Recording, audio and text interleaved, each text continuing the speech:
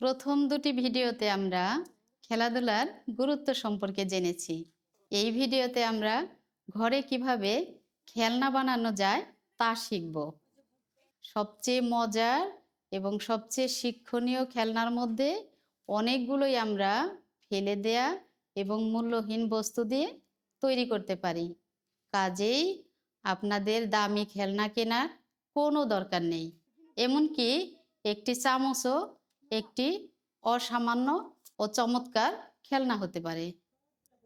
যখন আপনি নিজে খেলনা তৈরি করবেন, তখন শিশুর নিরাপত্তার দিকে অবশ্যই বিশেষ নজর দিতে হবে। ছোট ছোট টুকরোর দিকে খেয়াল রাখতে হবে, বিশেষ করে যখন ছোট শিশুরা অথবা প্রতিবন্ধী শিশুরা সেগুলো দিয়ে খেলবে। কোনো জিনিসের ছোট টুকরো গলায় আটকে যাওয়ার কারণ হতে পারে।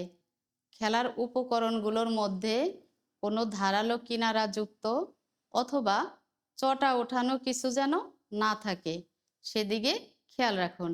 খেলনায় এমন শক্ত উপকরণ ব্যবহার করুন যেটা সহজে ভাঙে না। প্রথমে খেলনাগুলো নিজে যাচাই করুন, যাতে আপনি নিশ্চিত হতে পারেন যে এগুলো নিরাপদ এবং শিশুর জন্য যথেষ্ট শক্ত। নিরাপত্তা সবসময় সবচেয়ে গুরুত্বপূর্ণ। আমরা খেলার প্রথম ধাপকে উৎসাহিত করে এমন উদাহরণ দিয়ে শুরু করব। ঝুনঝুনি বা ঘর ঘর শব্দযুক্ত খেলনা। হাতলবিহীন একটি ঝুনঝুনি তৈরিতে যা যা লাগবে: একটি প্লাস্টিকের বোতল, এটাকে ভর্তি করতে ছোট পাথর, চাল, বীজ, পুঁতিদানা, পানি এবং সাবান বা অন্যান্য এমন কিছু যাতে এটা ঝুনঝুনির মতো শব্দ তৈরি করতে পারে।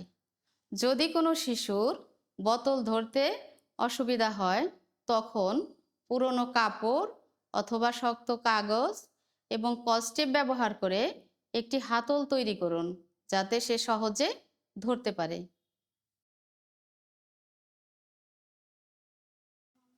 এটি কেন শিশুদের জন্য ভালো?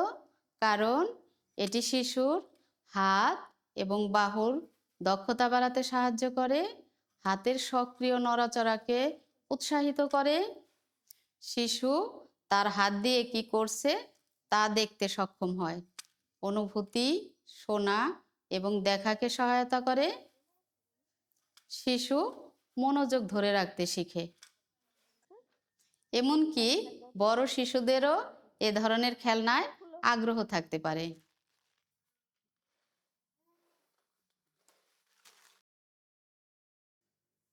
বিভিন্ন রঙের ফিতাযুক্ত কম্বল। এটা তৈরি করতে যা দরকার: 20 সেন্টিমিটার বাই 20 সেন্টিমিটার আয়তনের ফেলে দেয়া কাপড়, কিন্তু কাপড় কতটুকু ছোট বা বড় হবে এমন কোনো নির্দিষ্ট নিয়ম নেই। ধোয়া এবং শুকানো খাবারের প্যাকেট, যা কুচকালে অনেক শব্দ হয়। হরেক রকম ফিতা, ভালো সেলাই মেশিন বা সুই সুতা। এটি কেন একটা শিশুর জন্য ভালো? কারণ শিশুর হাত এবং বাহুর দক্ষতা বাড়াতে সাহায্য করে, হাতের সক্রিয় নড়াচড়াকে উৎসাহিত করে, শিশু তার হাত দিয়ে কি করছে তা দেখতে সক্ষম হয়, অনুভূতি, শোনা এবং দেখাতে সহায়তা করে, শিশু তার মনোযোগ ধরে রাখতে শিখে। অনেক সুন্দর না? এমনকি বড় শিশুদেরও এ ধরনের খেলনায় আগ্রহ থাকতে পারে।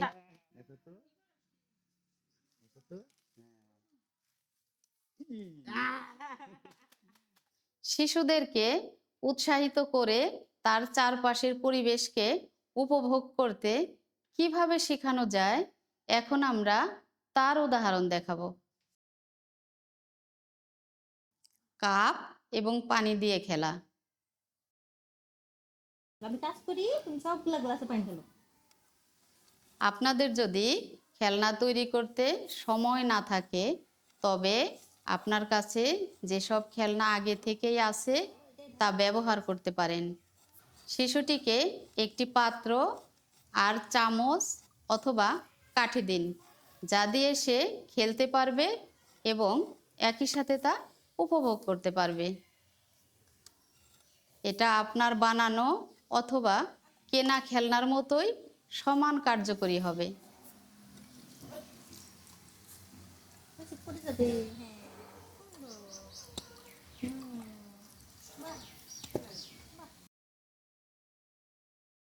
বোতলে কিংবা পাত্রে ভিজবো না।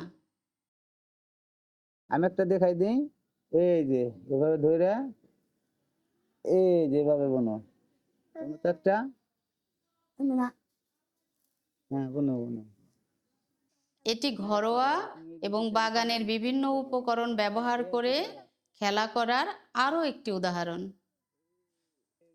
এটি কেন ভালো?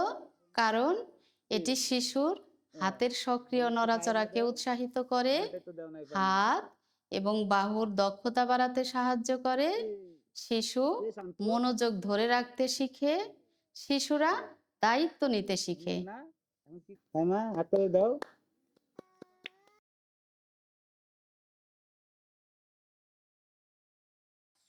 ঝুনঝুনি গাড়ি। এটি তৈরি করতে যা যা দরকার: একটি প্লাস্টিক বোতল, এটাকে ভর্তি করার জন্য ছোট পাথর, চাল, শস্য, পুঁতিদানা বা বীজের মতো অন্যান্য বস্তু যেগুলো ঝুনঝুনির মতো শব্দ তৈরি করতে পারে, ছোট কাঠের টুকরো, 4টি প্লাস্টিকের ক্যাপ, কস্টিক, ছিদ্র করার জন্য কাঁচি, ছুরি, ড্রিল মেশিন, স্ক্রুড্রাইভার। এটি কেন ভালো? কারণ এটি শিশুর হাত এবং বাহুর দক্ষতা বাড়াতে সহায়তা করে, হাতের সক্রিয় নড়াচড়াকে উৎসাহিত করে, শিশু তার হাত দিয়ে কি করছে তা সে দেখতে পারে, অনুভূতি, শোনা এবং দেখায় সহায়তা করে, কোনো একটি কাজ এবং তার বিপরীতে সাড়া দেয়া সম্পর্কে শিশুর অভিজ্ঞতা হয়। শিশু খেলনা সহ চারিদিকে নড়াচড়া বা চলাচল করতে পারে।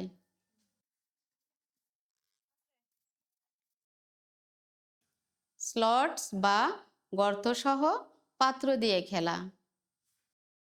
এটির জন্য যা যা দরকার: ঢাকনা সহ একটি পরিষ্কার প্লাস্টিকের পাত্র, একটি ধারালো কাঁচি, কাঠের কিছু টুকরো বা কাঠি।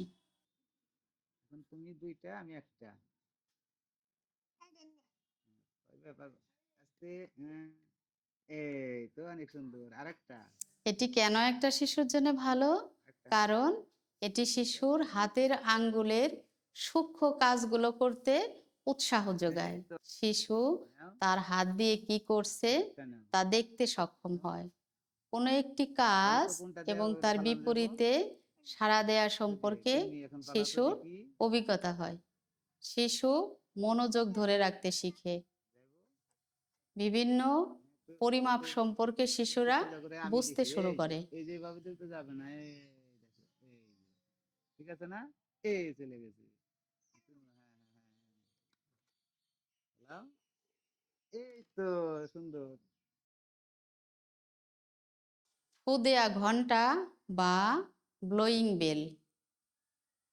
এটি তৈরি করতে যা যা দরকার: পাইপ, পানি, বালতি অথবা যে কোনো পাত্র। ওটা তো খুব। এটা কেন একটা শিশুর জন্য ভালো? কারণ এটি শিশুর মুখের মাংসপেশিকে উদ্দীপিত করে, শিশু তার হাত দিয়ে কি করছে তা সে দেখতে সক্ষম হয়, হাতের প্রত্যক্ষ নড়াচড়ায় সহায়তা করে, কোনো একটি কাজ এবং তার বিপরীতে সাড়া দেয়া সম্পর্কে শিশুর অভিজ্ঞতা হয়। শিশুরা মনোযোগ ধরে রাখতে শিখে। আমারটা নিবে। আমি পাই নাই, দেখি ফাইমা কতটুকু। দাও দাও দাও দাও। এই ফাইনে তো আমার শুধু পারে স্বপ্ন দাও তো দেখি। শিশুদেরকে একসাথে খেলতে উৎসাহিত করে এমন কিছু উদাহরণ আমরা এখন দেখাবো। পুরনো কাপড় দিয়ে সাজগোজ খেলা।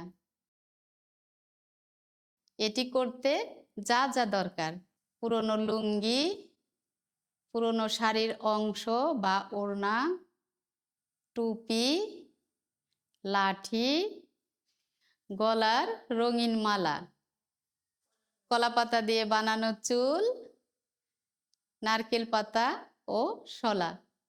নানু পাদমান দি এটা কেন শিশুদের জন্য ভালো? কারণ এটি শিশুদের কল্পনাকে নাড়া দিয়ে তাদের নিজেদেরকে শিক্ষক, ডাক্তার, বাবা মা অথবা অন্য কিছু ভাবতে উৎসাহিত করে। অন্যদের সাথে যোগাযোগ করতে সাহায্য করে। নিরাপদ পরিবেশে শিশুরা বিভিন্ন সামাজিক দক্ষতা শেখার জন্য চেষ্টা করে। যেসব শিশুদের শারীরিক বা মানসিক প্রতিবন্ধকতা নেই তাদের সাথে খেলার সুযোগ হয়। নান দি কত নান দি আমি পানি দেন দোকানদার খেলা। এটি করতে যা যা দরকার, যা কিছু আপনারা হাতের কাছে খুঁজে পান, যেমন প্লাস্টিকের বোতল, পাত্র, চিপসের খালি প্যাকেট অথবা ছবি আঁকা টালি, কাঠের টুকরা, যা মুঠোফোন হিসাবে কল্পনা করা যেতে পারে।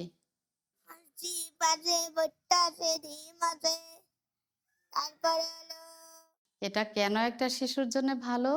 কারণ এটি শিশুর কল্পনা শক্তি বাড়ায়, যেমন শিশু নিজেকে দোকানদার ভাবতে উৎসাহ পায়, অন্যদের সাথে যোগাযোগ করতে সাহায্য করে।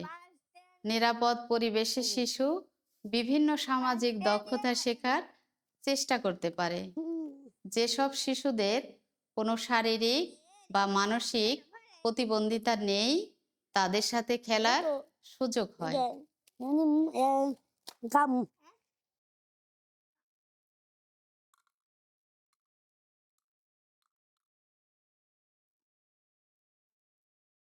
খেলাধুলার গুরুত্ব নিয়ে করা 3টি ভিডিও এখানেই শেষ। আমরা আশা করি যে এগুলো আপনাদের সাহায্য করবে এবং একই সাথে উৎসাহিত করবে। মনে রাখবেন, শিশুর সঙ্গে খেলা করা, তার খেলার জন্য সময় দেয়া কখনোই আপনার সময়ের অপচয় নয়, বরং এটি আপনার সন্তানের সুন্দর ভবিষ্যতের জন্য গুরুত্বপূর্ণ বিনিয়োগ। তাই শিশুকে কেবলমাত্র কোনো যন্ত্র যেমন মোবাইল ফোন, টিভি দিয়ে তাকে একা ছেড়ে না দিয়ে বরং তার সাথে সরাসরি খেলুন, মজা করুন।